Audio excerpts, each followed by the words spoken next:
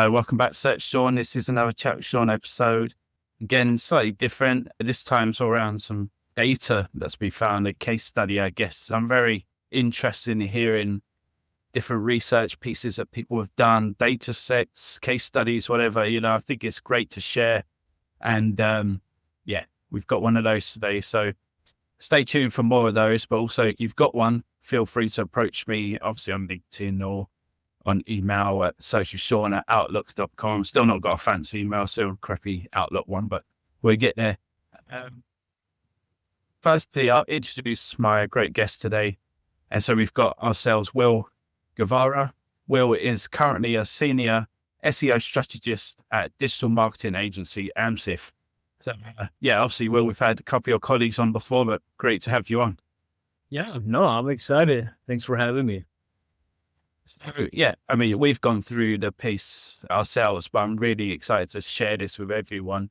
Can you just introduce kind of what the data was around, what your kind of study was about, and then we'll get into like the meat and bones of it, I guess. Yeah, absolutely. So for this research study, we wanted to look at the impact that LLM traffic is having on websites, right? And if there's a consistent trend throughout the different industries and business models. And the way that we analyze this is by comparing the conversion rates versus organic conversion rate and the overall site averages, right? We know that in the industry, AI search is like, the hype, and that's 90% of all conversations, right? And we know that LLM traffic, it has the reputation that it is more qualified traffic, right? And that it has changed the way the customer journey works as a whole, right? So we looked at that, we compared it to see if that was true or not. And, long story short, it wasn't. It wasn't a significant difference between how organic conversions work and how LLM conversion rates work as well. Interesting. Yeah. And obviously we'll get into, I don't know if we want to bring it up and walk through it that way or. Yeah. Let me go ahead and share my screen and we can walk through that. Great. So again, we just wanted to see if LLM traffic really did convert better than organic. As you mentioned earlier, I work at Amsive. We're a digital or performance marketing agency. I'm fortunate to have access to a lot of different websites and a lot of different industries. So I'm able to gather first-party data to see real-world impact, right? So the hypothesis or the main research question here was, does LLM traffic convert at a higher rate than other channels? There's a lot of things that go into this, right? And we want to make sure that we have consistent data and that we're looking at this through a logical perspective and also that it is accurate above everything else, right? So when doing this analysis, we focused on macro conversions, meaning conversions that have an actual measurable and business-driven impact. So for example, B2B sites, this would be like demo requests or form submissions, or e-commerce sites, it's a little bit more straightforward. The equivalent would be purchases. Now, sites that didn't have like clear macro conversions, like publisher sites that focus a little bit more on engagement metrics, we just ultimately excluded those because it wouldn't be a fair one-to-one comparison with the rest of the websites. Along with that, we also want to validate the conversion tracking as a whole. This meant that the events and the tracking had to be working and had data from at least the last 6 months, right? And so the conversion events were manually audited and we validated and confirmed that everything was working and reporting up to date. So with all that being said, we came up with 54 different websites that met that criteria and those defined requirements. Again, this 6 months worth of data for each site. And some of the biggest challenges that we looked at or that we came across was just the differences in conversion events for every single website. And so we had to define what was the main macro conversion that we wanted to track for each website. And then along with that, even when we had that, there is no one event name for every website, right? Every website uses different event names. So we had to manually go and track those down, create a spreadsheet for it, regex strings to form all the data at scale, multiple data polls for the different accounts that each GA4 property belongs to. So it was a really manual process, very time intensive, but it was definitely worthwhile because it made sure that we were looking at comparable conversions and that everything was accurate. Sorry, Will, were these all American sites or were they international ones? Or Yeah, that's a great question. So with this, it was US traffic that we were specifically looking at. We did have international websites, but we were filtering out for US traffic. wow, cool. Statistical methods. So there's a couple different ones. I'll go into more details at what each one of them actually means. But we looked at the site level differences between organic and LM conversion rates, the averages, the medians, standard deviation, interquartile range, or IQR. We ran some paired t-tests to see if the results have statistical significance or if they're more due to random chance.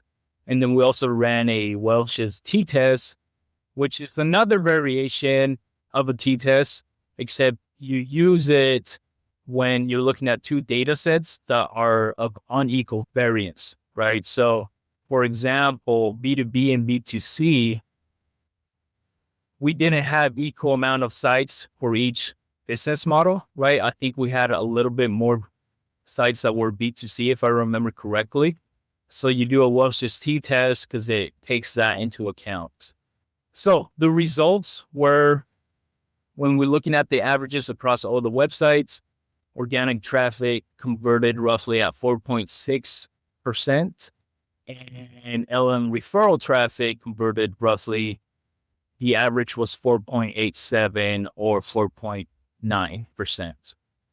So, at first glance, this means there's a slight advantage towards LM traffic. The thing is, and the reason why we did all these other statistical tests and measurements was because averages alone can be misleading, especially due to outliers, because outliers can really influence the outlook of that. So looking at the mean conversion rate, again, 4.6 compared to 4.8. The median conversion rate, what this is just the middle value of all the conversion rates when you order them from lowest to highest. So the middle value for organic traffic was 4.87. For LM traffic was 7.05. And that's a 0.09 percentage points difference, right? We also looked at standard deviation. So just the definition of that is the measure of how spread the conversion rates are around the mean or the average. So the higher the standard deviation means the results vary a lot more and the conversions are less consistent. The lower the standard deviation means the performance is more stable across all the websites. And as you can see, we got a 7.5 percentage points, which is pretty high. Even a 1% standard deviation is significant. A 1% percentage can be significant. So when you bump that up to 7, we know that there's a lot of variance among the data sets. The IQR This is similar to the standard deviation. It's looking at the range between the 25th to the 75th percentile. So essentially it's the middle 50% of the data.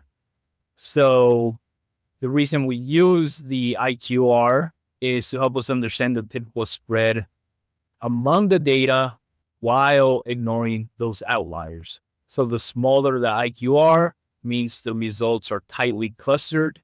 The larger means there's more variance among those middle values. And then this is the most important, the t-test. Again, this just lets us know if there's a statistical difference or significant difference. And the way you measure that is by looking at the p-value. So for context, if the p-value is below a 0.05, it typically indicates there is a significant difference, and it's not due to random chance. If it's higher than that, that means that there's too much variance and too many variables or outliers. So we can't be confident that there is a systemic difference between these two channels. And as you can see, the p-value here was 0.794, which is much higher than the required threshold of being below 0.05. So essentially what this told us was that there was too much variance with all the data sets, all the different websites, and we couldn't be confident that at this point in time, and again, this is exclusive to this data set, LLM traffic isn't converting significantly higher or different than what you would see from organic search. Any questions on that? I know I get lost in the weeds. Sometimes I talk too much. No, it's fascinating. I mean, like the detail of, I think, like, you know, it's very early days and all this, but I think what is great to see is the amount of detail you put into actually calculating this and kind of ways you've gone through the process to make sure that it's clean, sort of consistent data. And, you know, it's very good to see because, like you say, I think, well, a lot of people's GAs are such a mess. It must be such a pain to go into. Yes. All the key events and all that kind of thing. So you've done a great job there. And that's really interesting. So, you know, continue and go through. So other than looking at these metrics, we also wanted to see the efficiency of the LLM traffic when you compare it to the rest of the site averages. So we have this scatter plot, and what it is the x-axis is the LLM share of sessions, and we have the y-axis, which is the conversion rate ratio. So just for everybody to have that context, the conversion rate ratio is the LLM conversion rate divided by the overall site conversion rate. And the parity line is the value of 1. So if the LLM traffic converts at the same rate as the site average, it's going to be close to that parity line of 1. If it converts better than the site average, it's going to be greater than 1. And if it's converting worse than the site average, it's going to be below that parity line, right? And when we zoom in here, we can see that it's kind of split across the middle, right? There is no directional or apparent directional trend. And we can see that a lot of them convert better than the site average. Some of them do worse, right? Now, in this scatter plot, we have 4 quadrants. We have quadrant 1, which is the top right, 2, 3, and 4. And the more efficient the LLM traffic is, the higher it's going to be in this quadrant. The less efficient, it's going to be more towards this side of the scatter plot. So I was going to say, I think when we discussed it previously, like it'd be interesting to see as the data builds how each large language model performs slightly different to others. Like, you know, I have some dashboards that are created and they do show sort of conversion rates through different large language models. And like, although the data set's small, it's still very interesting to see. And as I'm sure we get into, but like as large language models like ChatGPT bring in PayPal and things like this, it's going to be very interesting to see how that moves the needle. Absolutely. Yeah. And I mean, ideally, if we could even segment this further by LLM platform, that could, to your point, give us additional insights. It just requires a lot of work. It's, Yeah, I wouldn't want to do. So what we did here is we bucketed those. It's the same data we have here, but we want to quantify this and see what that distribution actually looks like. So roughly 55% of the LLM traffic converted better than the site average, 40% converted worse, and 3 to 4% were about the same as the site average. So again, kind of the same overall takeaway that we had from the previous analysis is there's a lot of variables here, and there is no consistent theme that we can confidently say that LLM is just not only converts better, but is more efficient. And that's just not the case, at least from what we're seeing here. In addition to this, we did a sensitivity analysis. Now, the purpose of this is to apply thresholds to see if we still got similar or the same results and if we saw the same findings when we filter out websites that don't get as much traffic as others, right? So we filter out all these sites that had very low traffic or had very low or few LM conversions.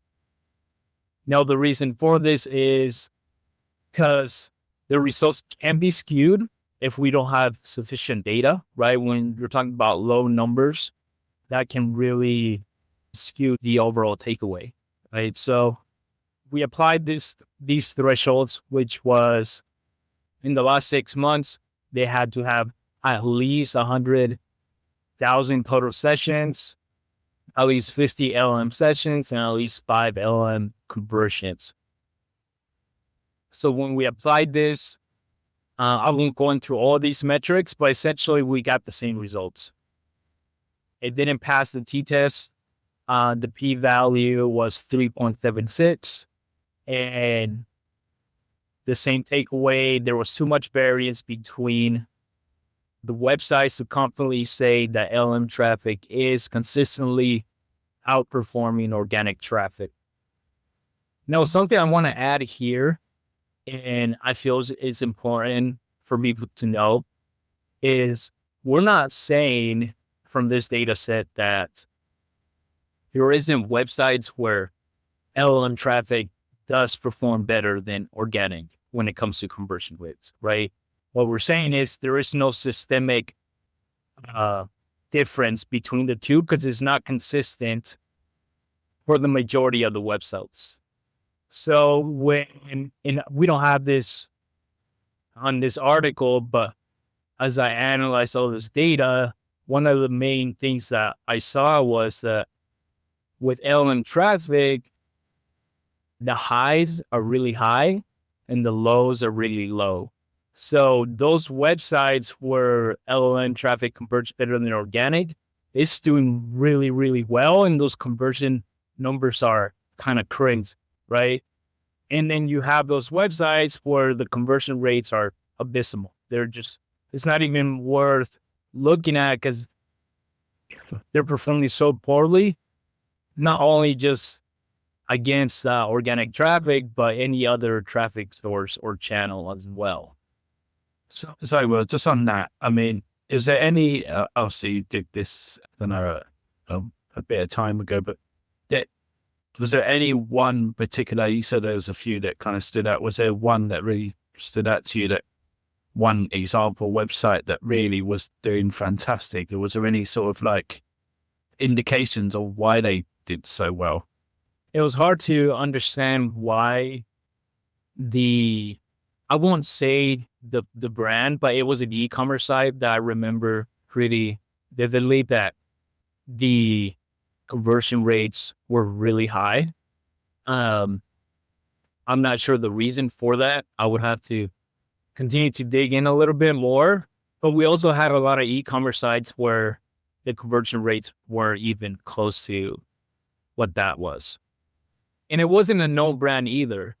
So we couldn't say that it was because of authority or because, being a reputable website. So it was very random, so to speak. Was it quite niche, or was it like a general e-commerce sort of store? Yeah, I would say it's pretty niche. And I would say that my theory right now, and I just haven't gathered enough data to back this up, is that there is certain niches where I think LLM traffic probably does convert better than other traffic sources. Um, but we just don't have enough data to back that up.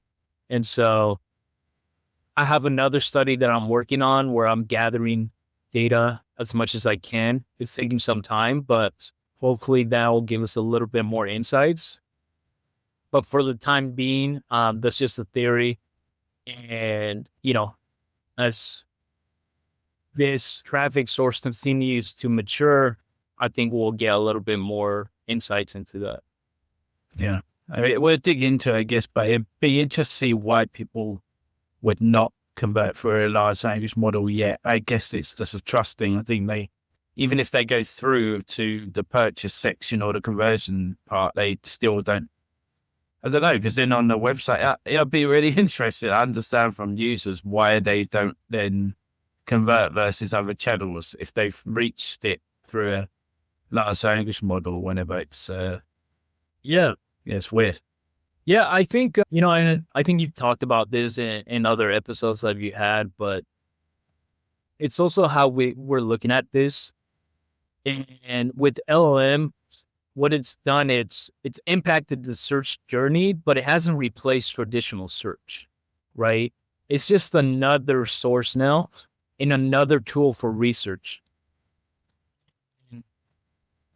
Again, this is all theoretical at the moment, but my impression is that people are using LLMs to do that research, to understand and do those comparisons and find options. But ultimately, I think they're still going to the websites to convert, right?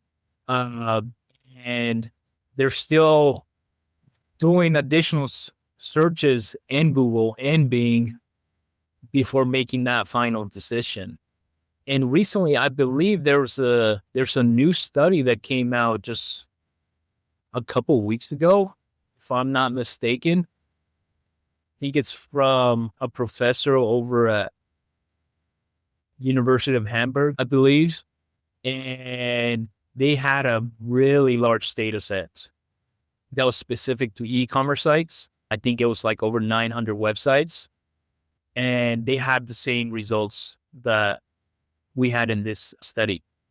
The LM traffic just isn't converting better than organic. And that was a pretty large data set. So it was good to see that these different studies are coming out. They're all telling the same story.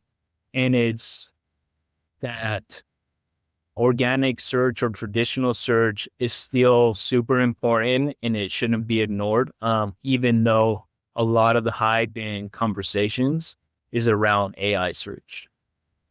Yeah. I think you're right, to be fair. Like, it used to be that people go on Google, do their searches, have to look through tons and tons of websites to find the kind of what they're looking for.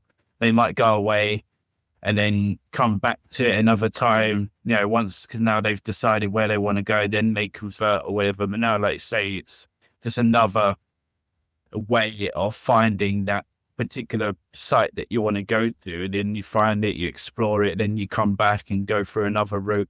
And as we know, like now we've got also the social media sites that people want to explore and see what the brand's about and review websites. And I think, that journey kind of takes a bit longer. And like you say, I think, studies, like you say, that back you up, and also studies around people, because there's so much misinformation out there. And obviously people got thoughts about AI generally, and that maybe the trust isn't there for like the first result that they see, or that they might go on a website and they might want to go back and do another search, or back and do a Google search about it, or, whatever. So yeah, I think, it's kind of just developed in that way. It'd be interesting if that evolves, obviously, as we say, like if ChatGPT gets that trust back to more other large language models, and they built in all these apps and stuff, how that changes people's mindsets. Yeah. So there's this Invoca report that they did, which I think really frames this, what you just explained, is they were looking at buyers, and 46% of the buyers relied exclusively on traditional search before making a purchase decision. What was interesting to me was the 44% of buyers used both AI and traditional search before making that purchase decision, right? So again, AI search isn't really replacing traditional search. It's just being used as a supplement or complementary tool to traditional, right? And especially with this, only 2% using strictly AI for purchases. That's a fairly low number. It's still a percentage point, right?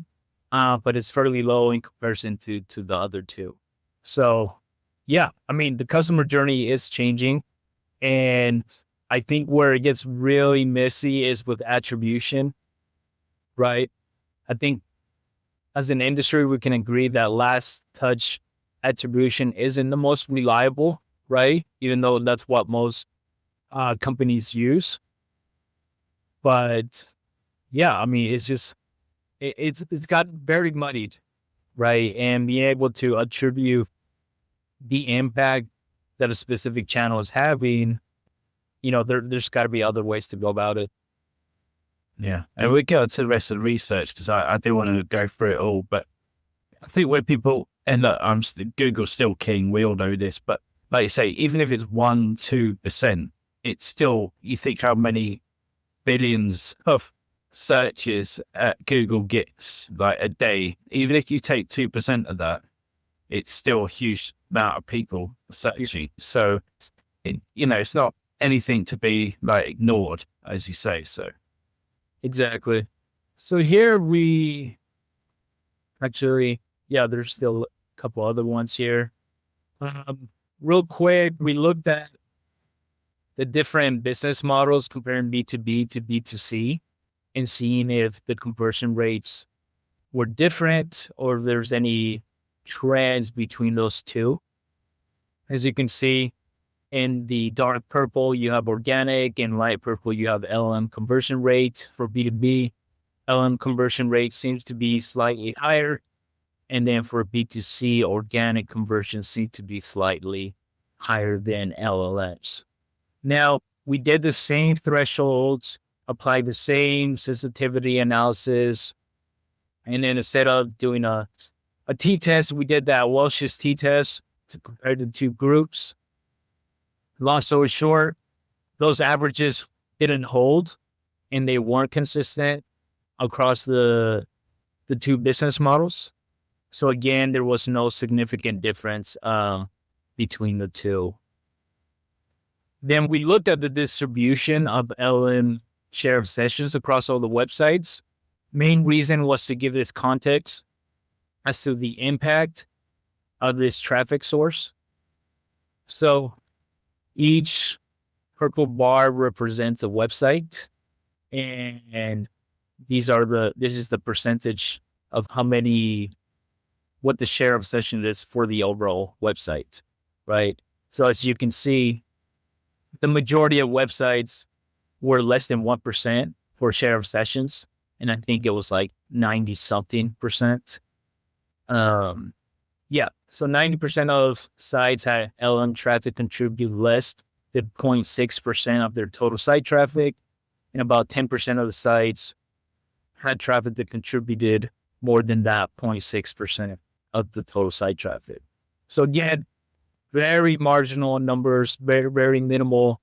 When you compare this, especially to organic search, looking at channel contributions, almost at a one-to-one comparison.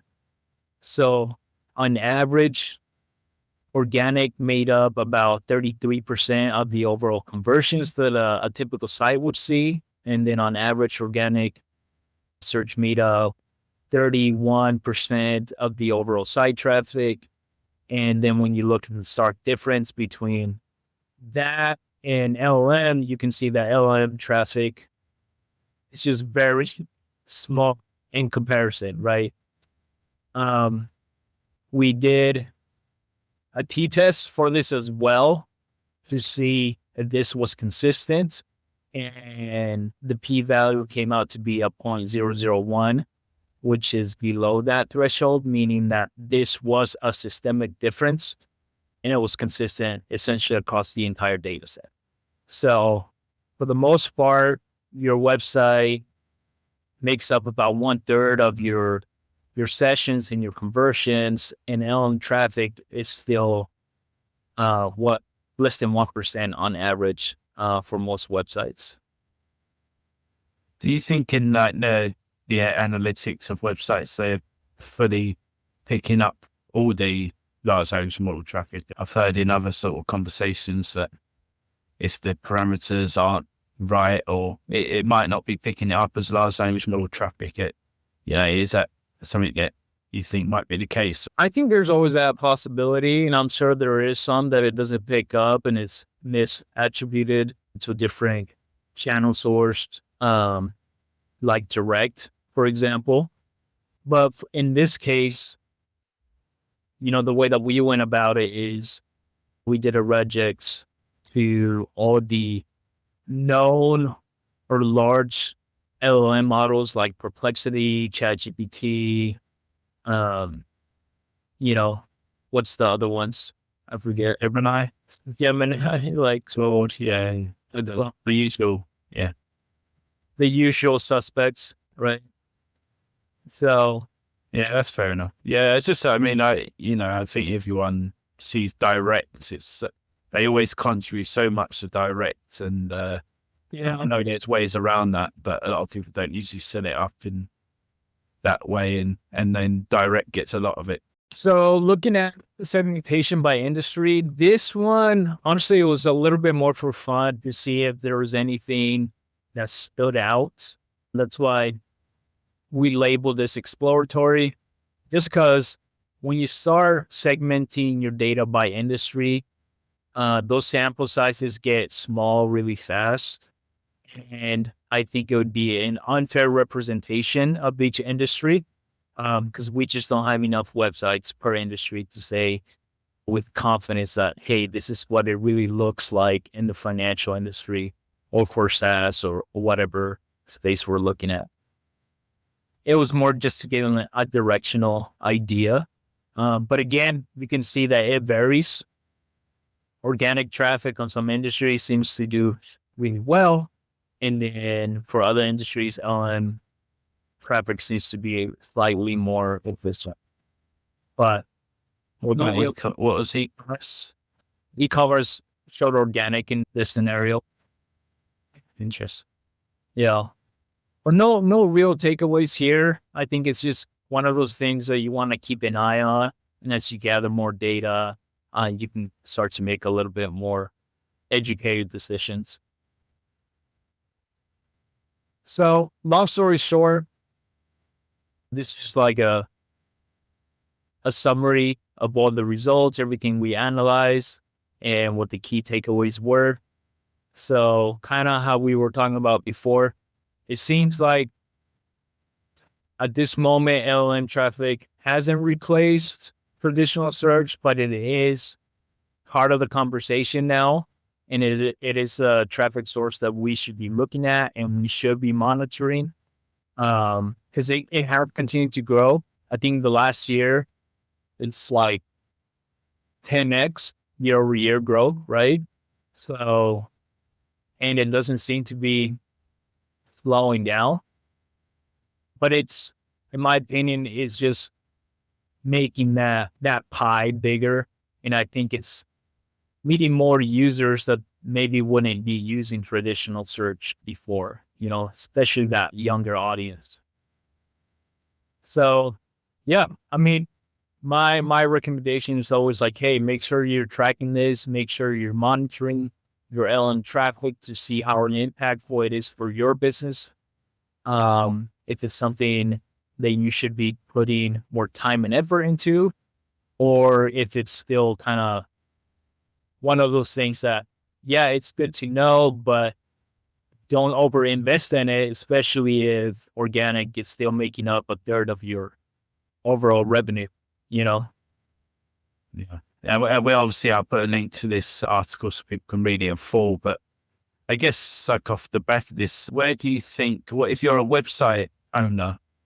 You kind of touched upon it there, but and obviously this big argument, how much should we be optimizing for GEO, whatever you want to call it? How much effort do you think based off this? It seems like not much, but it's a difficult one, isn't it? Do you start planning for the future? Because it does seem to be the future. Or do you kind of still stick with traditional optimizations right now and see how things play out in your area? Because all industries and sectors will be totally different in how they get, people search for them in large language models. So yeah, what's your feelings on that initial? Where I'm gonna kind of quote Mark Williams Cook here. He was in this podcast and he talked about, I think he called it system goals, right? And I think he's going to phrase it, he framed it a lot better than I ever could. But the point is, I think now a lot of the people who are overly focusing on optimizing for like AI search and these EEO, and AEO experts I think it's a little bit short-sighted because we don't know that these, the way that these tools work right now are going to work the same way tomorrow or, in a month or a year, right? So what he means by system goals is we should be looking at this from a long-term perspective, a long-term view, right?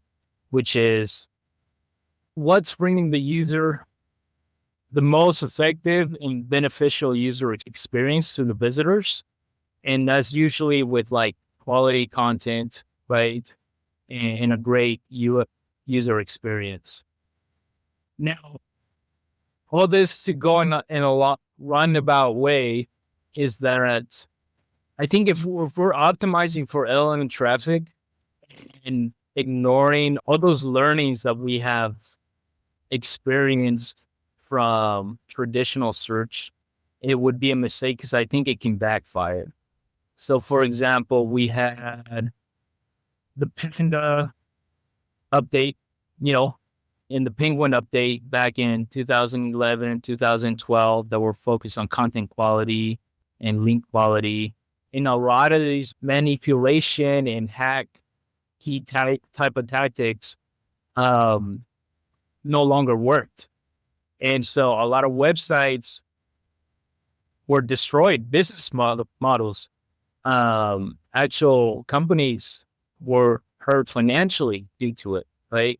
So if you become dependent on how these AI tools are working right now and optimize for that, there can be real financial implications in the long run, right? So we should be doing stuff and strategies that benefit both AI, but also traditional search. Because if you're doing something that's strictly GEO, like invisible text and prompt injections, and all this scale content abuse where you're writing articles and content that touch on every single question under the sun, it's just not effective. And is it real marketing? I wouldn't think so. I don't think it's true brand marketing, and it's not really meeting that user experience that we want to offer, right? So, yeah, that was a really long-winded answer to your question. No, it's good. It's good. And I agree, to be fair. I think like at this stage, it has to be beneficial across the board. Like, and it is a good thing as well. Like, I do think it has highlighted things like EEAT, that's obviously very important. And now that's kind of like even more of a factor in a way, and brand reputation, looking at how you're seen across the internet rather than just your website or whatever. So there's been a good couple of things that have come out of it that highlighted it a bit more than what it was before, if you wasn't looking at that already. But yeah, I agree. If you're kind of just really going to town on it and you're focused on that, like you say, like most of that data showed that majority of your conversions are still coming from old school sort of, channels or whatever, why would you then try and fuck that up? Like, why would you do that? Like, you just wouldn't. So yeah, it makes sense. And I guess, can I finish off this one in terms of, okay, the year is, 2026, it's summer 2026. What does this data look like then? Say, and also considering like AI mode comes in as the default, and that's like the main thing. I know it's not really like the same data you're kind of looking at in the chat GPTs and stuff, but just thinking about that as well. But yeah, how, say LLM adoption has continued to grow. Yeah. Realistically, do you think the space is going to change much? I think it has to change, right? There's so many variables that we just don't know and that we can't really project, right? But one thing that I am inclined to believe is that at some point, the way that these AI tools provide results, that's going to change. So, for example, we know both AI overviews and ChatGPT, a lot of times they cite sources that are not reputable. They're like spammy websites, and it's just really bad content, right? That normally you wouldn't see if you did a Google search. So eventually, I do believe that these tools will apply kind of the same thresholds and filters that Google has done over the years, right? Well, they'll kind of work to eliminate all this spam and bad quality content and really be a little bit more robust. And I think we're already seeing some of that. Perplexity, they're already starting to build their own index to answer questions. I think just, what was it, like last week, ChatGPT released, what is it, Atlas? Atlas, yeah. Yeah, your own browser. And so there's these things that are happening and they are continuing to change. And what works right now, it's probably not going to work, just in a matter of months. So we should be expecting change. And right now, my biggest advice is just to stay informed. Continue to do what has worked for you, and we know that is actual good marketing. Because if it's not providing real business impact for you, and it's not something that you want your users to associate with your brand, you probably shouldn't be doing it.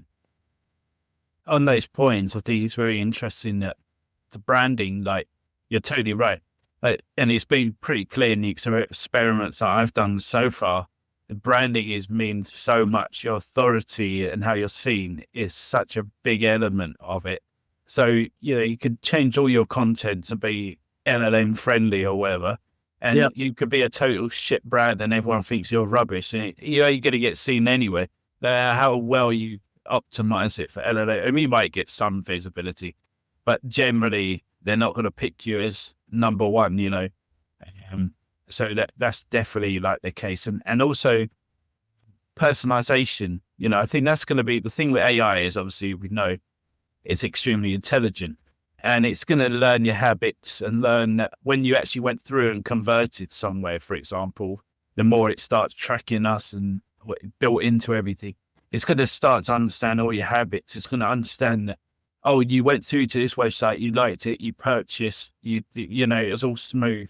They're going to learn that and then adapt your search results and the way it talks to you and everything in future towards those journeys more than, so I can see it get better for sure. And obviously like personalization is going to get more and more intelligent as we grow and it builds into our emails and everything. It'll know everything about you. So, yeah. Yeah, I mean, that's a huge part, right? Both of those points you made, especially about personas and personalization. I think that's one of those things that in marketing, it's always been there. But as SEOs, I feel that for the most part, we haven't done the best job at, right? And is actually sticking and creating to those personas and be able to create content that addresses their pain points and offers those solutions to them, right?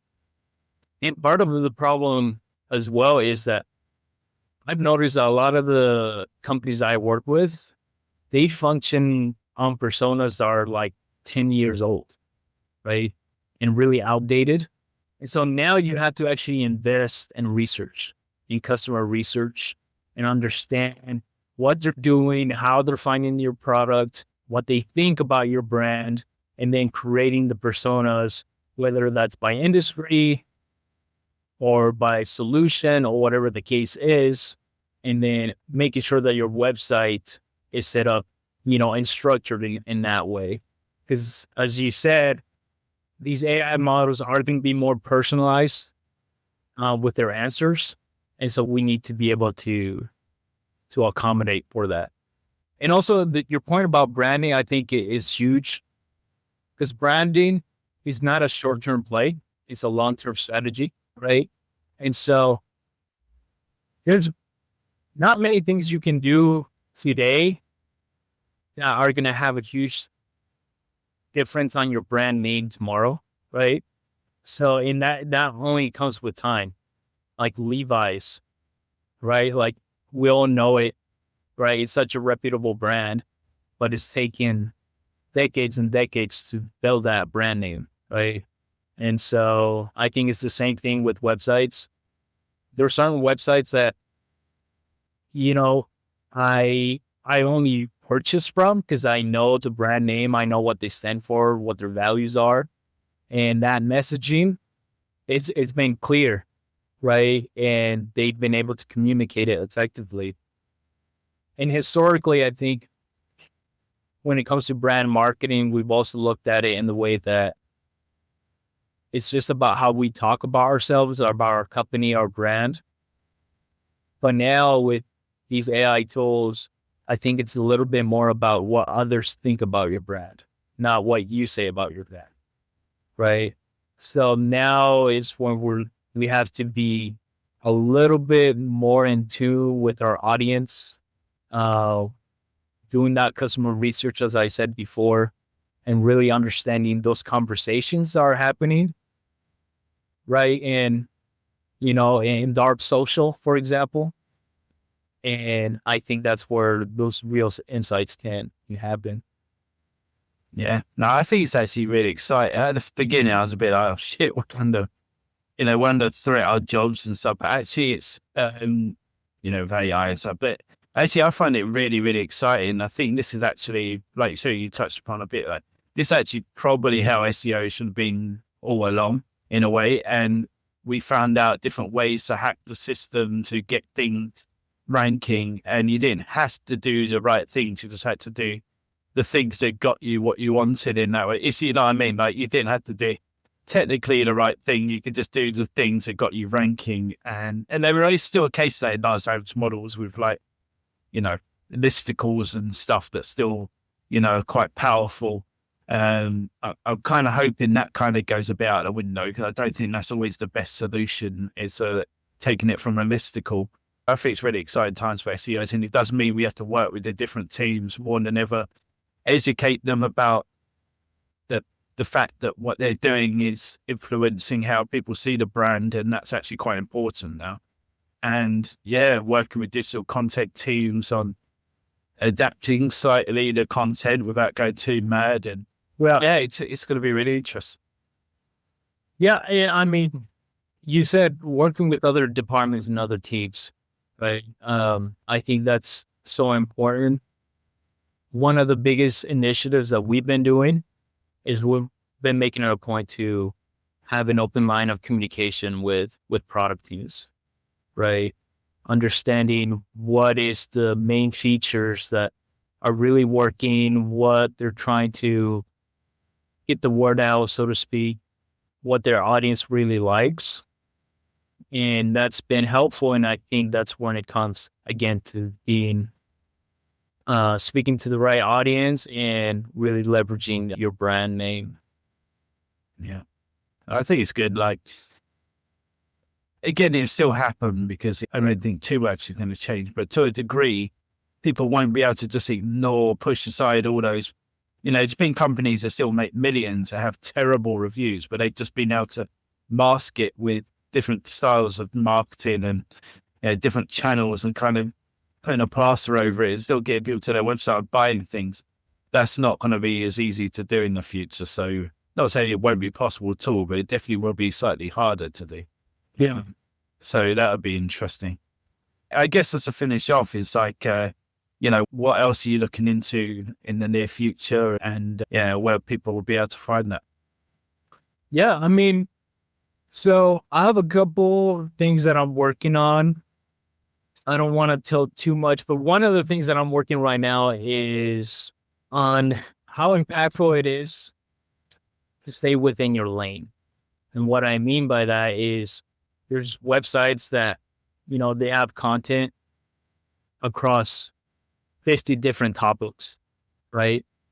And so this study that I'm working on is to see, as you move away from your core topic, how efficient is that content when it comes to like user experience? So like you're looking at the UX and with like bounce rate, time on page, and also conversions.